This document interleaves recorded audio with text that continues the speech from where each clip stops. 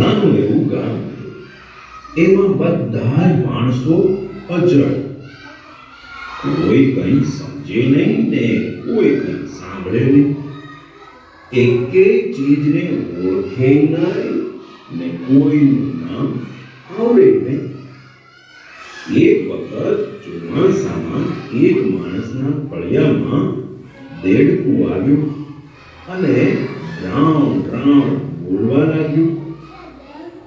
આ ગામમાં દેડકું કોઈએ કોઈ દિવસ જોયેલું નહીં, એટલે આખા ગામના માણસો એકઠા થયા અને વાંકા વળી નીરખીને બધા જોવા લાગ્યા.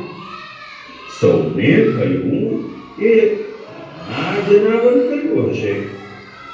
કોઈ જ ઓળખી ન શક્યું, એટલે સૌ ગાવા લાગ્યા.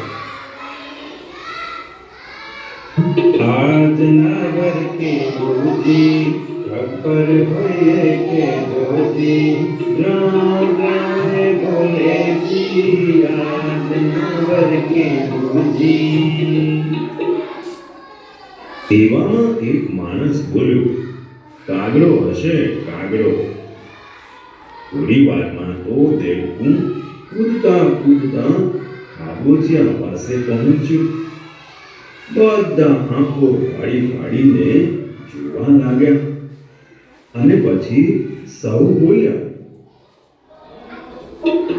રામ રામ બોલે જી, કૂદમ ચાલે જી. આ જનાવર કેવું જી, ખબર હોય કે જોજી. આ સાંભળી બીજો કહે, એ તો વાંદરો હશે, વાંદરો. ચોમાસું છે એટલે બગડામાંથી આવી ચડ્યો હશે. એવામાં દેડકા ભાઈઓ ખાબોચિયામાં ગાવા લાગ્યા. બધાને આશ્ચર્ય થયું અને સૌ બોલ્યા, રામ રામ બોલે જી, કૂદમ ચાલે જી. પાણીમાં તરતું જી, ખબર હોય કે જોજી. સાંભળીને ત્રીજો કહે, અરે ભાઈ, એ તો બગલું હશે, બગલું. તમને શી ખબર પડી? તો એકે કહ્યું, અરે ભાઈ, બોલાવો ને આપણા જેઠા દાદાને.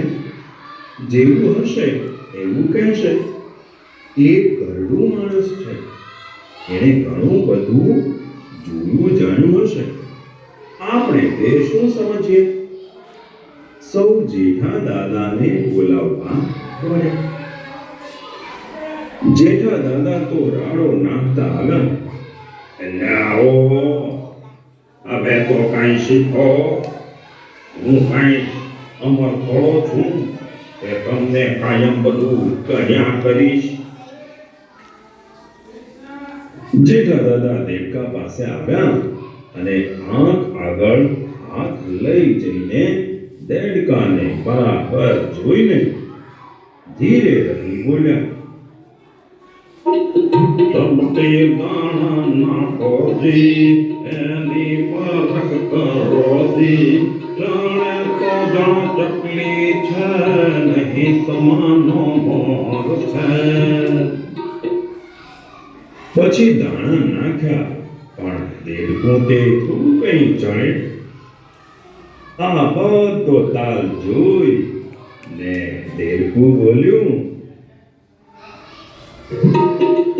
આંખીને રાખો જેઠાજી, તમે પડ્યા છો ખોટાજી. રામ રામ બોલું જી, કૂદમ હું ચાલું જી. પાણીમાં હું તરું જી. અમે મોજીલા દેડકાજી, અમે મોજીલા દેડકાજી, અમે મોજીલા દેડકાજી. કોણ હતું? કોણ હતું? ઓકે, સરસ.